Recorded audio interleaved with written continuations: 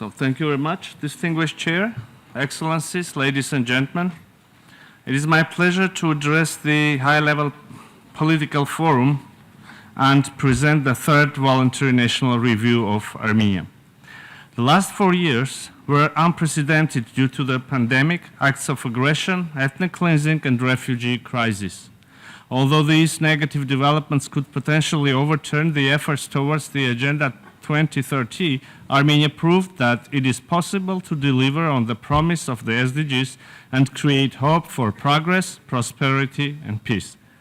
Therefore, Armenia's third VNR is about the experience of resilience, humanitarian action, and steadfast efforts towards transforming the SDGs into real benefits and building back better, with strong bearing on peace and justice at home and in the region.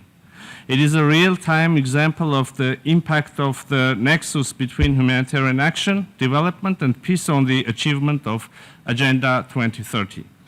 Allow me to present a brief overview of each of the elements of the humanitarian, development, and peace nexus, and their interplay in Armenia's experience of implementing the SDGs.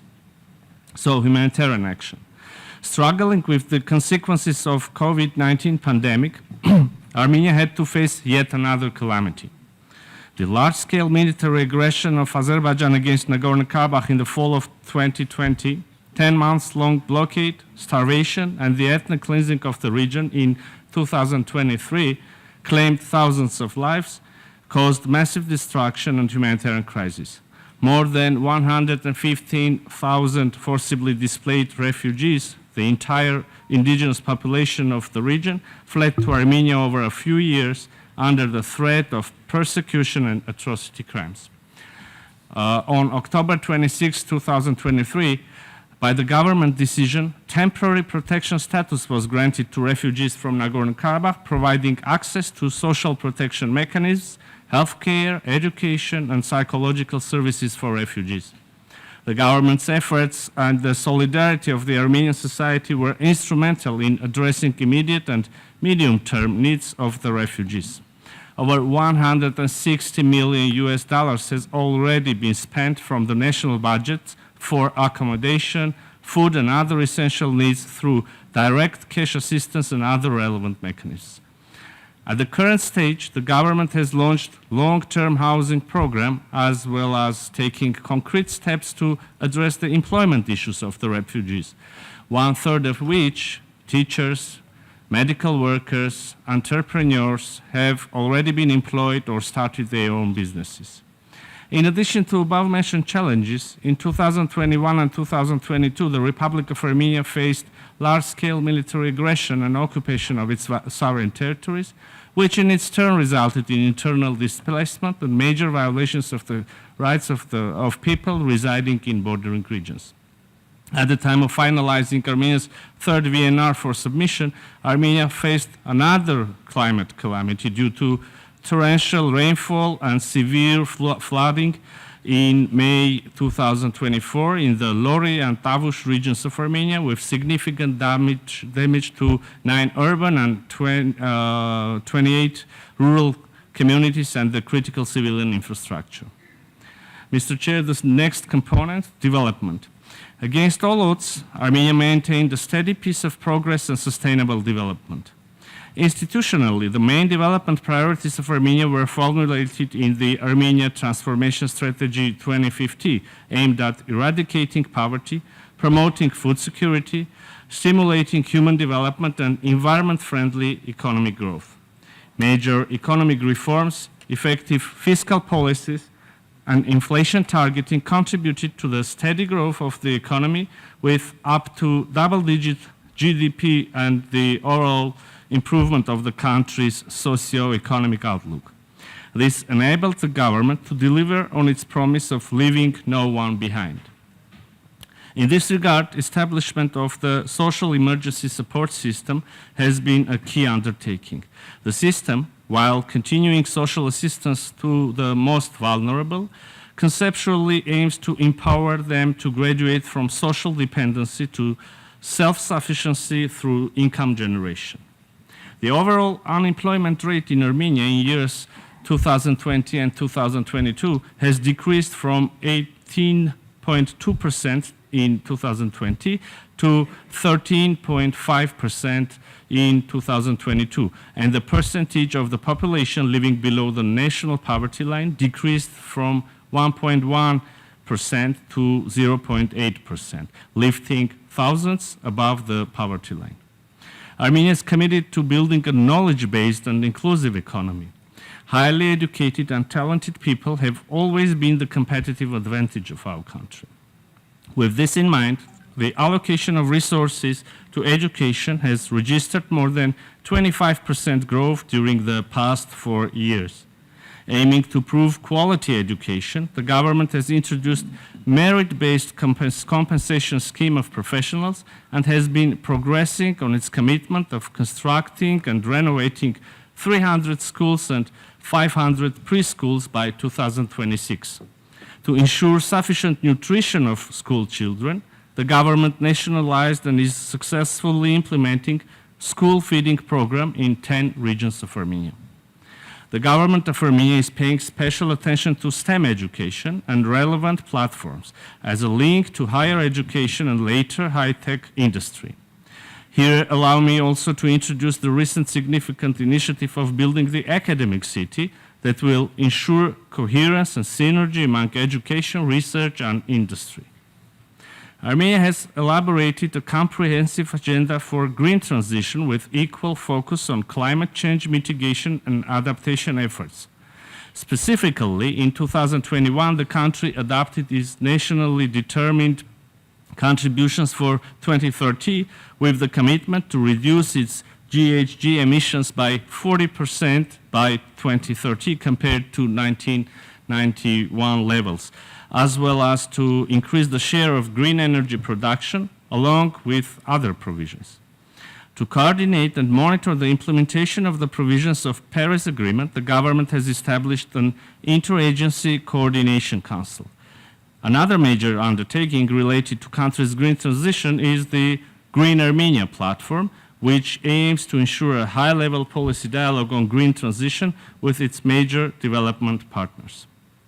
The biggest refurbishment and overhaul of the country's nuclear power plant is in conformity with international nuclear safety standards is also key to country's carbon neutral development. Additionally, investments in renewable energy sector with an ambitious goal to triple the share of solar energy production to at least 15% by 2030 is high on the government's agenda. Peace at home. The government of Armenia has been steadfast in its efforts to achieve peace both at home and in the region. We strongly believe that sustainable development can be achieved only on the firm bedrock of strong democratic institutions, protection of fundamental human rights, justice, peace in society and in the region. Truly believing in the citizens' say and elections to be the most peaceful and civilized way to resolve domestic political crisis, in 2021, government of Armenia decided to conduct snap parliamentary elections regardless the extreme security challenges that the country was facing. It is noteworthy that these elections once again were marked as fully free and fair by all reputable international observation missions. These elections reconfirmed that democracy in Armenia is irreversible.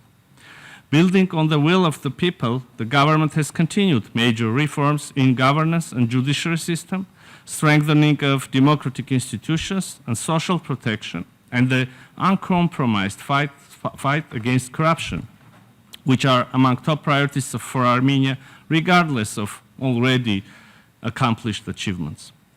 Armenia has also been consistently promoting women and girls' rights, their empowerment and meaningful participation in decision-making processes in all spheres of public life, both on regional and national levels. Noteworthy, women are assuming leadership positions in legislative and executive bodies with steadily increasing representation in security and law enforcement structures. Democratic resilience was also instrumental in fostering the strong public support for the government's initiatives to achieve peace in the region. This brings me to the last, but in fact most crucial undertaking of our country within the last years to achieve long-term peace and stability in our region. Armenia is genuinely engaged to conclude the agreement on the establishment of peace and interstate relations with Azerbaijan, anchored in the principles of mutual recognition of each other's territorial integrity and delimitation of the state border based on the 1991 Alma-Ata Declaration, and unblocking regional transport infrastructure based on full respect for country's sovereignty as jurisdiction, as well as the principles of equality and reciprocity. With this understanding, Armenia has initiated the Crossroads of Peace project. This project aims to develop communications between Armenia and its neighboring countries, thus transforming the whole paradigm of relationships in the region from confrontation to mutually beneficial cooperation. Armenia also continuously undertakes significant efforts towards full normalization, establishing diplomatic relations, and opening borders with Turkey, which, if successful, understandably will have huge positive impact on the whole region. Ladies and gentlemen, to conclude, I would like to emphasize that based on the lessons learned from the third VNR, Armenia will continue its efforts towards overcoming structural constraints and vulnerabilities. Advancement of democracy, human rights, rule of law, gender equality, special focus to the most vulnerable will serve as a backbone for our future action to achieve the SDGs and prepare for post-2030 actions. Thank you very much. Now I give the floor to the distinguished representative of Germany, to be followed by Greece. Well, thank you very much. Germany thanks both countries for presenting their VNRs. Our comments and questions are dedicated or directed to Armenia. Well, we are impressed by the commitment with which Armenia is engaging in multilateral UN processes and supporting the VNR process. We congratulate you on this manifold reform processes and your determination to shape Armenia's future on the basis of regional peace, democratic principles, and the rule of law. The German government is prepared to continue to support you on this path. In the chapter on education, the report rightly discussed the new vocational training law that integrates social inclusion and educational offerings for all sections of the population. The review shows very clearly Armenia's progress on increasing the share of renewable energies in energy production and in the area of decentralization and local development. Your approach of promoting local democratization processes and transparency is fostering just national development, fully in line with the 2030 agenda. I would like to ask two questions specifically about the report. While your previous VNRs had a subchapter for each SDG, the recent report is built around three overarching thematic areas with a focus on the various SDGs without any indicators. What was the reasoning behind this new approach? And we welcome that Armenia's VNR includes a chapter on the challenges and future actions. What, in your view, are the essential key measures to accelerate the implementation of the 2030 agenda in your country? I thank the distinguished representative of Germany, and now give the floor to the distinguished representative of Greece, followed by India.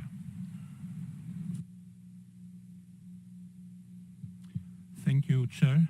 I would like to congratulate both delegations for presenting their VNRs. Our question is addressed to the Minister for Foreign Affairs of Armenia, whom I commend for his very comprehensive presentation. In the context of implementing SDG 13 about climate action, there are countries which are particularly vulnerable to climate change, such as mountainous countries. Can you elaborate on the specific vulnerabilities of Armenia as a country with prevalent mountainous ecosystems and any actions for adaptation to climate change and building resilience towards new shocks and adverse impacts? Thank you. I thank the distinguished representative of Greece, and would like to give the floor to the representative of India, followed by Turkey. Thank you, Chair. If I could be allowed a question both to Armenia and Nepal, while congratulating them on their presentations. In the case of Armenia, it is impressive how progress is being maintained in the face of multiple shocks. Something that we're wrestling with in India is how to think of a growth strategy in the modern world. And I just wanted to ask what Armenia is choosing to do to attract investment, particularly in newer technologies and newer sectors. In the case of Nepal, it is known in development circles that Nepal has been successful in its fiscal consolidation, and I would like to hear any insights on how Nepal has managed to continue progress in on fiscal matters over many years. Thank you. I thank you, the distinguished representative of India, and I now give the floor to the distinguished representative of Lithuania. Thank you, Mr. President. On behalf of Lithuania, I extend my gratitude to both delegations for the great presentations. Congratulations to Armenia on their third voluntary national review. Your significant progress since the last review is commendable and reflects your strong commitment to achieving the Sustainable Development Goals. One of the key points of your VNR messages is the reference to the concept of democratic resilience built on the foundation of rule of law and public trust towards institutions. One of the key elements for building such a public trust is ensuring zero tolerance against corruption. Could you please elaborate more on the policies or laws which you think have been the most impactful for Armenia in terms of combating corruption? Thank you. Now I give the floor to the distinguished representative of LGBTI stakeholder group, followed by Eritrea. Thank you, Vice President. I'm Lilith Avetisyan, an LGBT+ activist from Armenia, representing the local civil society organizations and coalitions. We welcome Armenian government's third PNR report and acknowledge its commitment to reaching all SDGs, despite the crises of the recent years. We respect Armenia's agenda on peace. We witness Armenia's attempts to advance the democratic institutions and green transition. But we are also here to remind about the groups who are still left behind because of persistent gender-based violence and discrimination. We appreciate the state's reforms in the educational system, but we still have LGBT+ adolescents who don't have access to education because of violence and discrimination at school and at home. We still have survivors of sexual violence and abuse who cannot be treated respectfully by law enforcement and whose experiences are disrespected publicly by state institutions. We appreciate the state's efforts in implementing the legal and judicial reforms, but we still have vulnerable groups who face hate crime and discrimination based on sexual orientation and gender identity, who are left without explicit court decisions and don't have access to justice. We appreciate the state's tremendous efforts in crisis response, especially for displaced people, but we also witness gender bias and discrimination, which leaves women with multiple backgrounds and marginalized communities behind. As a state committed to the values of not tolerating the violence and discrimination, what are the planned strategies, policies, and specific actions to change the atmosphere of impunity and to make the existing legal regulations and support I now give the floor to the distinguished representative of Mexico, followed by the distinguished representative of Lebanon. Thank you, Chair. Mexico congratulates both countries on the presentation of the VNRs. Our question is to Armenia on gender equality. As the Secretary General's SDG report shows that only 15.4% of Goal 5 indicators with data are on track, and women continue to be disproportionately affected by multiple crises and underrepresented in the decision-making levels. So could you share Armenia's experience of promoting women's full, equal, and meaningful participation in all areas of public life, including at decision-making level? Thank you, Chair. I thank the distinguished representative of Mexico, and I would like to give the floor to the distinguished representative of Lebanon, followed by the children and youth major group. Thank you, Mr. Chair, for giving me the floor. Excellencies, ladies and gentlemen, At the outset, Lebanon would like to congratulate Armenia and Nepal for their successful presentation of their VNR, highlighting their commitment to achieve the SDGs. As well, we wish to direct one question to Armenia. As mentioned in your VNR, education is a prerequisite for the human development. What are the policies undertaken by the government of Armenia to ensure quality and inclusive education for all, in particular women and girls, refugees, persons with disabilities, and other vulnerable segments of society, and to equip them with relevant skills for job market and provide lifelong learning opportunities? Thank you. And now I would like to give the floor to Uzbekistan. We thank Armenia and Nepal for presentation of the VNRs. We would like to acknowledge the efforts of both countries in the empowerment of women and girls, poverty eradication, and introducing renewable energy by increasing the share of solar energy.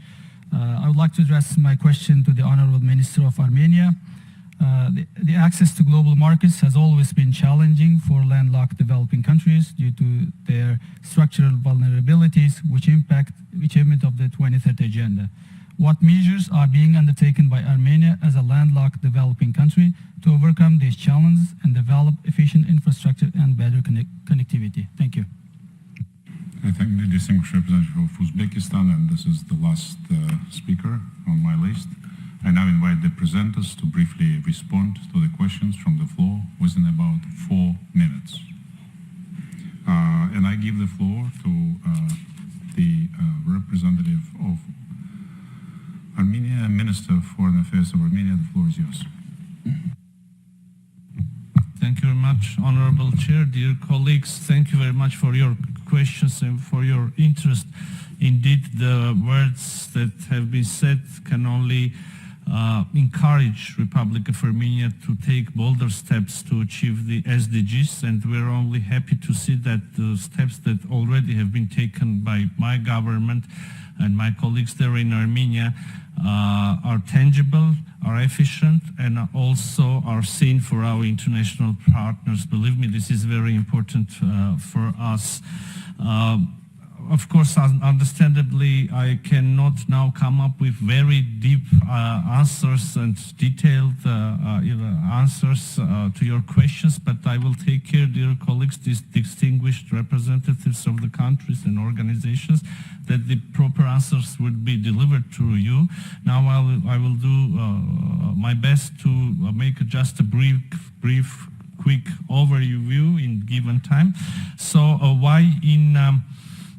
why divided or why based on 3 components? Well, the answer is very simple, dear distinguished representative for Germany. We just try to be more innovative and also taking into account the challenges, the specific circumstances that we had there in Armenia and around Armenia, and the steps that have been taken by our government. We thought it is proper to combine the SDGs and the steps taken by the government in these 3 specific groups. I hope this attempt was successful and justified. About the investments and economy, well, in my report I have already spoken several minutes earlier about the major economic reforms, the fiscal policy, the inflation targeting, some other steps. What I would like to add right now is for instance, the uncompromised fight against corruption, elimination of artificial monopolies, which of course creates a free and competitive environment for businesses in my country. Justice reforms and independence of judiciary is another component, a key component, which gives additional confidence to businesses and investments. So we have all the necessary things, the necessary environment in Armenia. And if you, distinguished colleague, or any other of our colleagues decides to quit the public service or has some money put aside and is looking for a country to invest in, then Armenia is a proper choice. Everything from our side is assured. What is needed is probably some of your own money and creative ideas, but this is not all yet. There are sectors of economy, there are spheres that government subsidizes, for instance, interests for bank loans or gives subventions like agriculture, like high-tech industry. For high-tech industry, we make significant tax exemptions, etc., etc. In addition, I would like to emphasize the infrastructure that is being built, road infrastructure that is being built currently in Armenia. During the recent 3-4 years, we constructed almost 2,000 kilometers of roads, high-quality ones, and also, as you heard, about our efforts to build peace and harmony in neighborhood, normalizing relations with Azerbaijan and Turkey. Then all the pieces of the puzzle are there.